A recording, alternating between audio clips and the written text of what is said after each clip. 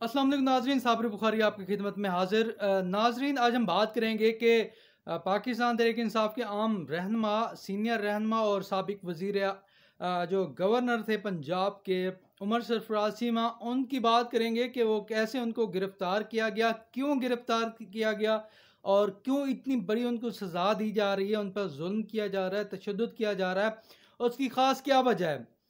उमर सरफराज चीमा जो है, मैं ख़ुद भी उनके साथ काफ़ी राब्ते में रहता था और मेरी उनसे जब लास्ट मुलाकात हुई वो 9 मई से कुछ अर्सा पहले हुई थी। उनके रिहाइश गाह जो कैंट है वहाँ पर मेरी मुलाकात हुई उनसे, उमर सरफराज चीमा साहब से, और एक अच्छे माहौल में उनसे मुलाकात हुई।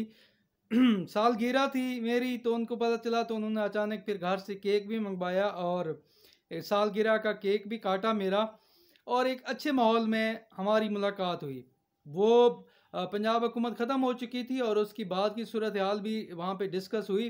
तो उमर सरफराज चीमा का मैंने जब ये कहा कि आप क्या कहते हैं कि गिरफ्तारियाँ हो रही हैं और लोगों को गिरफ्तार किया जा रहा है और एक तरह का जुल्म भी किया जा रहा है, तो आपका इस हवाले से क्या स्टांस है? उमर सरफराज चीमा का इस मौके पर कहना था कि मुझे लगता है कि हमारे कुछ लोग जो है वो कुछ ओवर जाकर खेलने की कोशिश कर रहे हैं, जिसकी वजह से उन लोगों की गिरफ्तारियां हो रही हैं, अदरवाइज सबकी गिरफ्तारियां नहीं हो रही। सिर्फ ऐसे लोगों की गिरफ्तारियां हो रही हैं जो आउट ऑफ द वे जाकर खेल रहे हैं और उसकी पादाश में ही कुछ लोगों को गिरफ्तार किया गया है। उम्मीद है कि इदारे जो हैं वो इस हद तक ज़्यादा आगे नहीं बढ़ेंगे कि मामलात ख़राब हों। और उन्होंने उस वक्त मुझे ये बताया था कि हमारी पार्टी के कुछ लोगों को भी चाहिए कि वो इस हद तक आगे ना जाएं और मामलात को खुश असलूबी से और एक दायरा में रहते हुए हल करें, तो ये हम सब के लिए बेहतर होगा।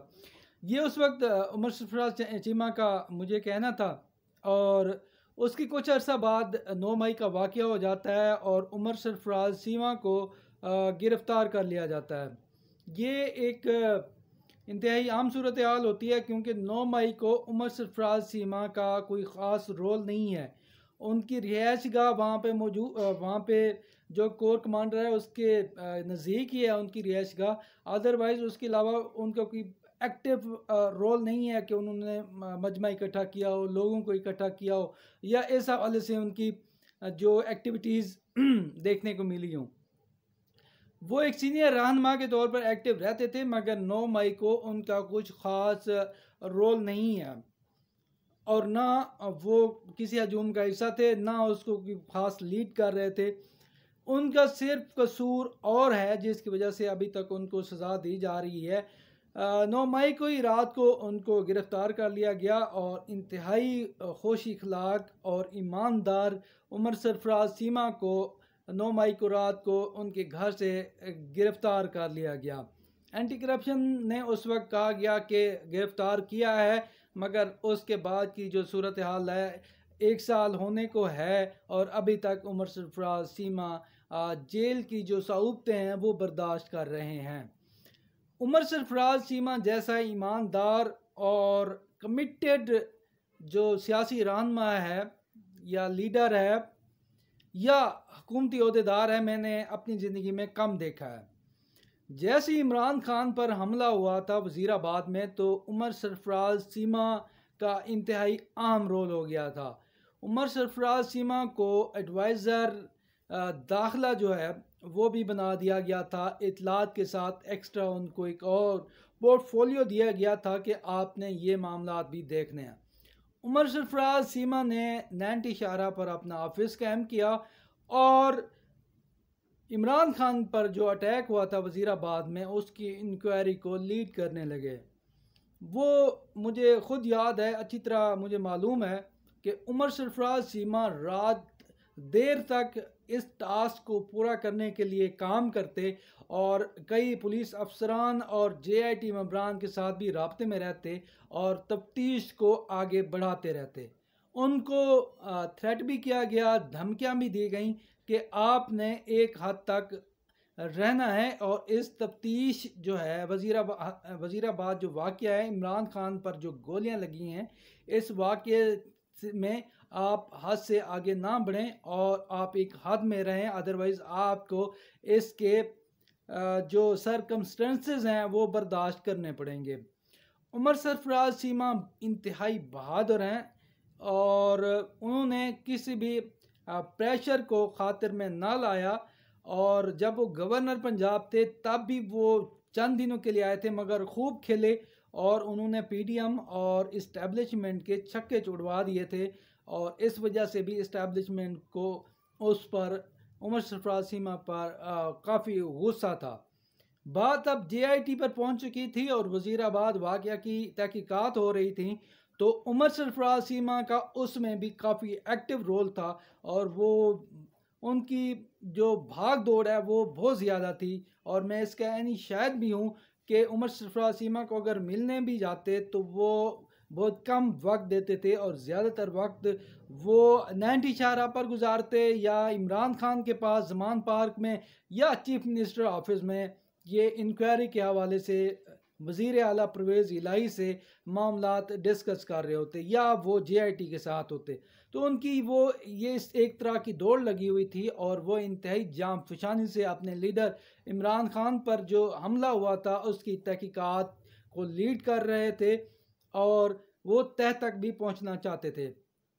इस दौरान उन पर काफ़ी दबाव बढ़ाया गया और उन्हें कहा गया कि आप इससे पीछे हट जाएं, मगर वो पीछे ना हटे और वो उस हद तक पहुंच चुके और उन्होंने एक इंक्वायरी जो रिपोर्ट है वजीराबाद वाक़े की वो सामने ले आए और उस रिपोर्ट के मुताबिक इमरान खान पर जो हमला था वो दो तरफ से हुआ था, कितने लोग थे, क्या क्या था, ये सारी जेआईटी जो रिपोर्ट थी इमरान खान पर अटैक की वजीराबाद वाक़े की वो सामने आई और पूरी दुनिया ने देखा कि इसमें कौन मुलविस है और कौन मुलविस नहीं है।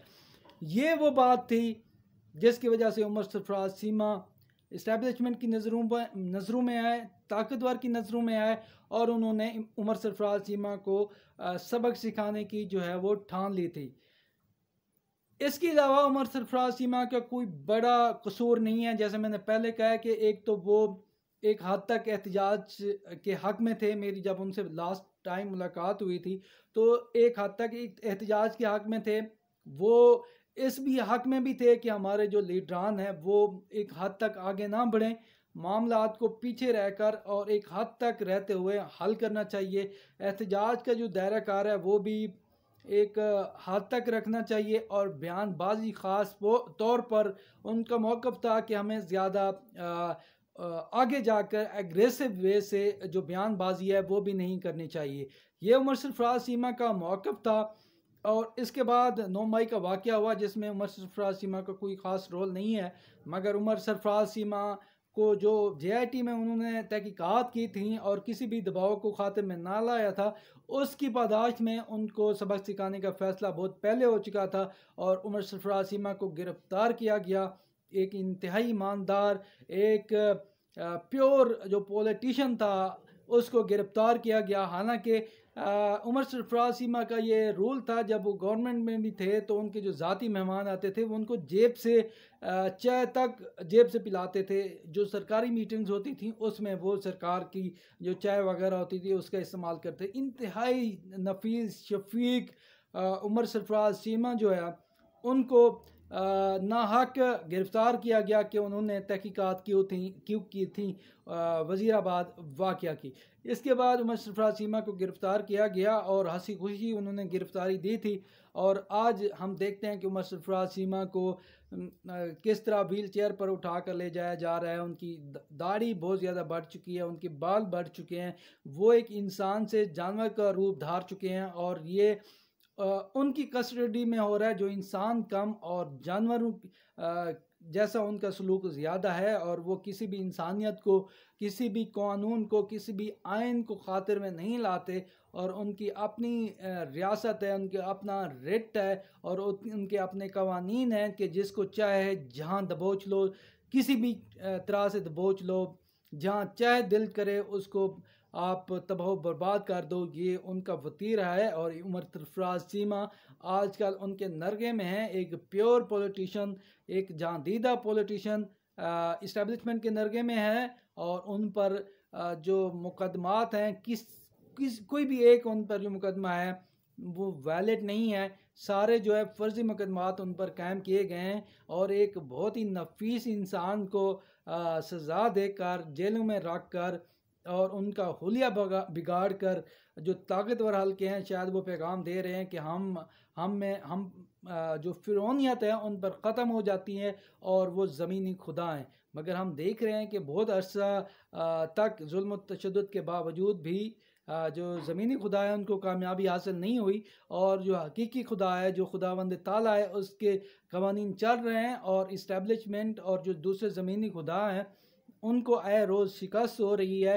अवाम का मोराल अप है। इमरान खान को देखें तो उनका मोराल भी अप है, वो आज भी डट कर खड़े हुए हैं। इसी तरह उमर सरफराज चीमा को जब व्हील चेयर पर लाया गया तो आप देख सकते हैं कि उन्होंने मखसूस जो उनकी मुस्कुराहट है वो फैलाई और ताकतवरों के मुंह पर एक ज़ोरदार जो तमाचा है उन्होंने रसीद किया कि कोई भी जुल्म और बर्बरियत जो है उनको अपने मकसद से और जी जो हकीकी आज़ादी का मकसद है, जो इमरान खान का साथ देने का मकसद है, इससे उनको कोई पीछे नहीं हटा सकता। उमर सरफराज चीमा बिलाशुबा इमरान खान के बाद एक जहाँ दीदा और बेहतरीन रहनुमा हैं, वो असासा हैं पाकिस्तान तहरीक इंसाफ का और पाकिस्तान तहरीक इंसाफ पर जब भी बहार आए तो उमर सरफराज चीमा को ज़रूर याद रखा जाए। ये इंतहाई ज़रूरी है। अल्लाह हाफ़िज़।